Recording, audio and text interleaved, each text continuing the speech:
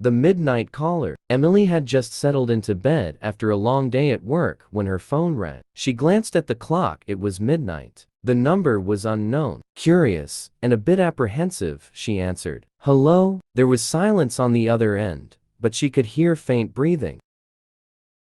Just as she was about to hang up, a raspy voice whispered, "Do you know who's watching you?" Chills ran down her spine. "Who is this?" she demanded, but the line went dead. She shook off the unease and convinced herself it was a prank call. The next night, at exactly midnight, her phone rang again. It was the same unknown number. This time, she hesitated before answering. "What do you want?" she asked, trying to sound braver than she felt. The voice responded, "I'm closer than you think." Emily hung up and called the police, but they couldn't trace the call or offer much help. She was left feeling vulnerable and scared in her own home. The third night, she didn't wait for the call. She unplugged her phone and went to bed, trying to block out her fear. But around midnight, she heard her phone ringing from the living room. Her heart pounded as she realized she had unplugged it. Gathering her courage, she tiptoed to the living room. The phone was plugged back in, and the caller ID displayed unknown. Trembling, she picked up the receiver. "Stop this!" she yelled. "I'm inside your house," the voice whispered back. Emily dropped the phone and ran for the front door,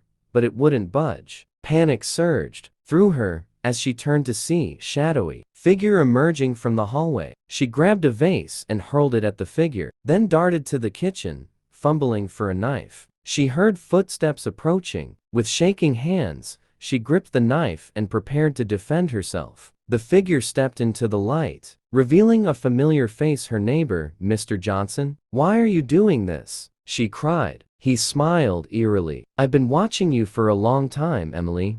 It's time we finally met." Just as he lunged at her, the sound of sirens filled the air. The police burst through the door, having traced the call to her house after her earlier report. They tackled Mr. Johnson and arrested him. Emily was shaken, but relieved. As she watched the police take him away, she couldn't help but feel a lingering fear. She knew she'd never forget the voice that had haunted her nights.